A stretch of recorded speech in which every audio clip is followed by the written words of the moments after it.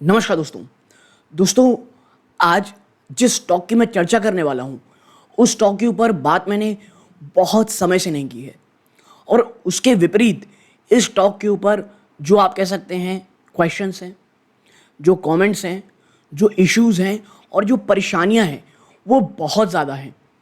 इसके ऊपर एक लास्ट वीडियो जब मैंने बनाया था, जो वहाँ पर मेरी पर्सनल पोजीशंस थी, जो मेरा पर्सनल टेक था उस समय, जिस तरह से माहौल चल रहा था, मैंने वहाँ पे बता दी थी।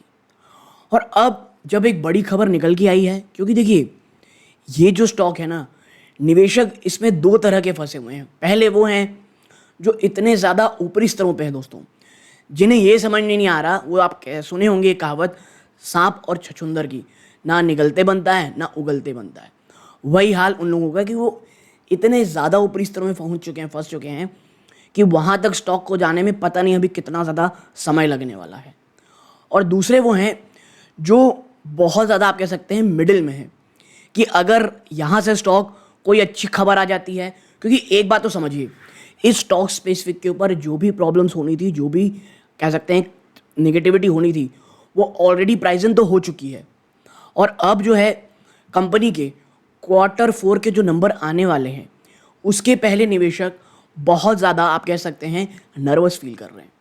क्योंकि अगर ये जो क्वार्टर है वहाँ पर ख़राब नंबर आए, वहाँ पर कुछ एक्स्ट्रा ऑर्डिनरी निगेटिव हुआ, मैं सिर्फ निगेटिव की बात नहीं कर रहा हूँ, मैं एक्स्ट्रा ऑर्डिनरी निगेटिव की बात कर रहा हूँ। अगर कुछ होती है दोस्तों चीज़ें और वापस से एक भयंकर गिरावट आती है, तो वाकई में जो प्रॉब्लम है वो बहुत बहुत ज़्यादा सीवियर हो जाएगी।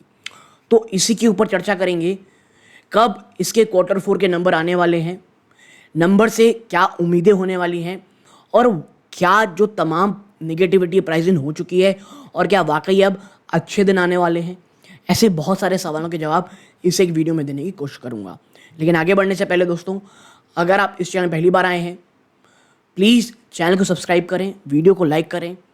आपका कोई और स्टॉक स्पेसिफिक जहाँ पर एक कंप्लीट एनालिसिस का वीडियो लाना चाहिए, आपको वैसे किसी स्टॉक की आप कह सकते हैं एनालिसिस करवाना चाहते हैं, कमेंट बॉक्स में बताइएगा। और देखिए थोड़ा शायद समय लग सकता है, लेकिन मैं एनालिसिस के वीडियो लाता रहता हूँ। जैसे बेस्ट एग्रो को लेकर के बहुत सारे सवाल आए थे, तो बेस्ट एग्रो का कंप्लीट जो एनालिसिस वीडियो था मैं ऑलरेडी ले आया हूँ। तो अब सीधा चलते हैं स्टॉक के ऊपर। स्टॉक का नाम है दोस्तों, अभी तक तो आप समझ ही चुके होंगे और थंबनेल से भी आप जानते हैं, राजेश एक्सपोर्ट्स। इतनी ज़्यादा गिरावट, इतनी ज़्यादा आप कह सकते हैं मैनेजमेंट को लेकर के इश्यूज, और मैनेजमेंट भी मैं ये कहूँगा बहुत मौके दिया सवाल उठाने के। जिस प्रकार से क्रिटिसिज्म हुआ, जिस प्रकार के जो शेयर होल्डर हैं वहाँ से जो बैकलैश आया, कंपनी को कैश फ्लो के स्टेटमेंट बाद में डालने पड़े, और भी बहुत सारी चीज़ें आई। तो इसके बाद निवेशक जो हैं बहुत सारी उम्मीदें भी बांधे कि भाई अब यहाँ से शायद तेज़ी होगी। तो मैं आप बता दूँ, 30 मई राजेश एक्सपोर्ट ने कहा है कि भाई मैं अपने Q4 के नंबर्स सबमिट करूंगा। तो 30 मई की जो तारीख है उसे ध्यान में रखें, उस दिन कंपनी Q4 के नंबर लेकर के आएगी। ठीक है। दूसरी चीज़, राजेश एक्सपोर्ट में Q4 के पहले अगर आप कोई भी पोजीशन बना रहे हैं, मैं आपको बता दूं बहुत बहुत ही ज़्यादा प्लीज़, अगर आप हाई रिस्क टेकर हैं तभी लें। क्योंकि देखिए मैंने जब भी ये बात कही ना, और निवेशक देखिए अभी भी स्टॉक 300 के आसपास अपने आप को बचाने की कोशिश कर रहा है। 300 के जो लेवल है अब आप देखेंगे उसके ऊपर जाने की कोशिश कर रहा है, और 290 कोई नहीं तोड़ रहा है। और ऐसे में कई निवेशक ये कहते हैं कि भाई हाँ अब तो क्या है, बाजार बढ़िया हो जाएगा और मैं यहाँ पे एक, और कई लोग ट्रेडिंग की पोजीशन बना लेते हैं। मुझे ऐसे ऐसे कमेंट आए, लोग मार्जिन में हैवी पोजीशन बना लिए थे, और कई लोग तो इवन मैं आपको बता दूँ, ये सबसे ज़्यादा शॉकिंग मुझे लगा। आप प्लीज़, अब अगर आप कोई ऐसा केस सुने हो प्लीज़ कमेंट बॉक्स में बताइएगा, ताकि जो अन्य व्यूअर हैं उन्हें भी समझ में आए कि कितना ज़्यादा डेंजरस हो सकता है। कई लोगों ने मार्जिन्स में, ट्रेडिंग में, और आप कह सकते हैं पुट ऑप्शन, ये सब के चक्कर में किसी स्टॉक के ऊपर इतना ज़्यादा लॉस करते हैं, और भी Q4 के एग्जैक्ट पहले। तो देखिए ये पूरा जुआ हो जाता है। फिर जो जुआ कहा जाता है ना स्टॉक मार्केट को, वो इसीलिए कहा जाता है। ठीक है। सो प्लीज़ ये तमाम चीज़ों करने से बचें। हाँ, अगर आप सक्षम हैं, आप केपेबल हैं, अगर आप सोचते हैं कि भाई ऐसा मेरा पैसा चला भी जाएगा तो मेरे को इशू नहीं होने वाला, देन इट्स ओके। बट अगर आप एक रिटेल निवेशक हैं, एक कॉस्ट आपके पास से कह सकते हैं एक सीमित पैसा है, तो प्लीज़ ये सब चीज़ों से बचें।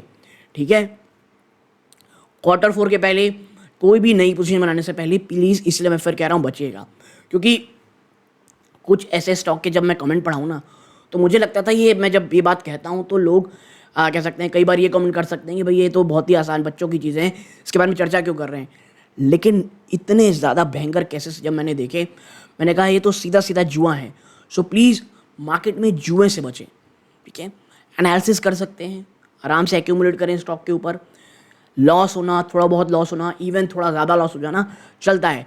आप कैलकुलेशन में, आप अपनी एनालिसिस में फेलियर हो सकते हैं, बट अगर आप 50-50 चांसेस लेकर के कर रहे हैं तो भाई ये तो सीधा सीधा जुआ हो जाता है।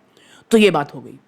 राजेश एक्सपोर्ट में जो मार्च के जो शेयर होल्डिंग पैटर्न के नंबर्स आए दोस्तों, उसमें एक चीज़ आज भी साफ साफ दिख रही है, और इसका, इस सवाल का जवाब हर कोई ढूंढने की कोशिश कर रहा है। मैं भी आर्टिकल में देख रहा था, LIC आज भी 10%, जी हाँ 10% से ज़्यादा की होल्डिंग रखी हुई है। जबकि मैं बता दूं, ऊपरी स्तरों से राजेश एक्सपोर्ट 65 से 70% नीचे आ चुका है। तब भी हाँ, एक समय में 11-11.25% से ऊपर थी, वहाँ से घट करके कुछ घटी तो है होल्डिंग, लेकिन आज भी मोर देन 10% LIC अपनी होल्डिंग रखता है राजेश एक्सपोर्ट में।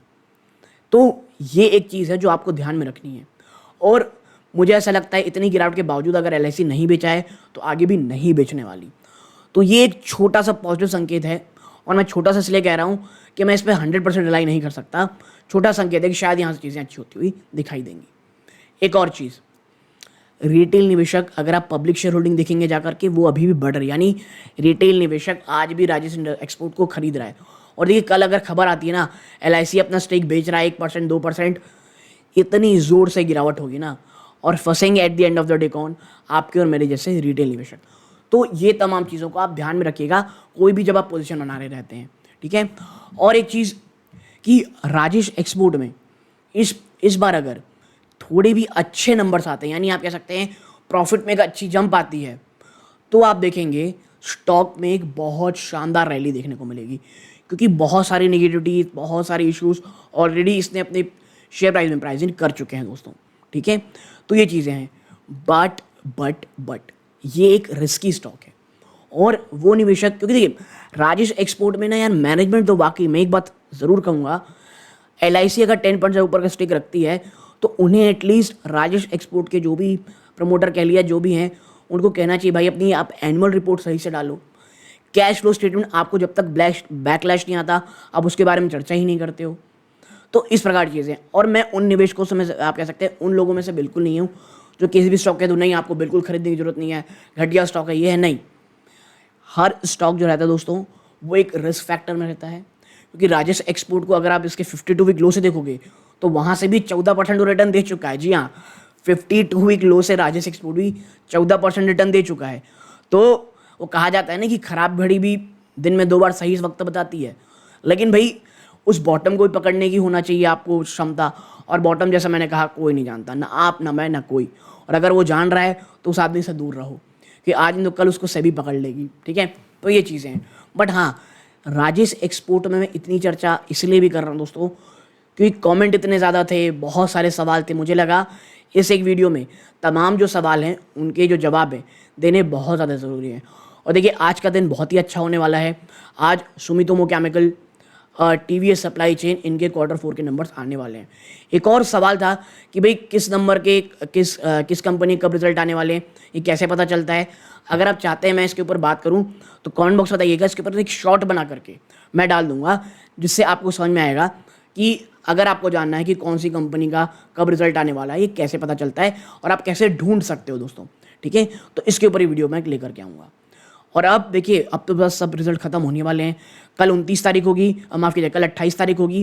कल कैंपस एक्टिवेयर के Q4 के नंबर आएंगे, और 30 तारीख जो 30th में है, तमाम जो रिजल्ट सीजन है वो ख़त्म हो जाएगा। और उसके बाद दोस्तों मैं कंप्लीट एनालिसिस वीडियोस लेकर के आऊँगा। तो मैं आपको बता रहा हूँ, जो आप स्टॉक की चर्चा करवाना चाहते हैं, किसी ऊपर एनालिसिस करवाना चाहते हैं, कमेंट बॉक्स में बताइएगा। अगर तुरंत नहीं तो मैं कुछ ही दिनों में ला करके ज़रूर वीडियो लाऊंगा। सो प्लीज़ कमेंट बॉक्स में बताइएगा। आप यहाँ तक जुड़े रहे, अपना कीमती समय दिया दोस्तों, इस बात का बहुत बहुत धन्यवाद। और दोस्तों एक चीज़ अपने ध्यान में रखिएगा कि अभी हमारे सामने एक बहुत बड़ा इवेंट आने वाला है, वो है 4 जून का। और किसकी सरकार आती है, कितने सीट से आती है, कितनी मजबूती से आती है, ये फैक्टर बहुत ज़्यादा ड्राइव करेंगे बाजार की उतार और गिरावट को दोस्तों। तो ये एक बड़ा इवेंट अपने ध्यान में रखिएगा।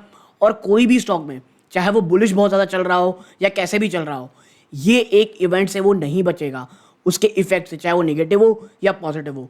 तो ये चीज़ को ध्यान में रखिएगा। और मोस्ट प्रॉब्लम मुझे लगता है जब ये रिजल्ट आए उसके हफ्ते भर तक तो हमको बाजार में बहुत ज़्यादा पैनी नज़र रखनी है कि किस प्रकार बाजार रिएक्ट करता है। शायद बहुत तुरंत ना करे अच्छे से, या बहुत ज़्यादा नेगेटिव करे फिर बहुत ज़्यादा तेज़ी दिखाए, तो वॉलेटिलिटी बाजार में बहुत ज़्यादा रहेगी। ये एक चीज़ को अपने दिमाग में ज़रूर से ज़रूर रखिएगा दोस्तों। तो ये वीडियो का अंत है। जय हिंद दोस्तों।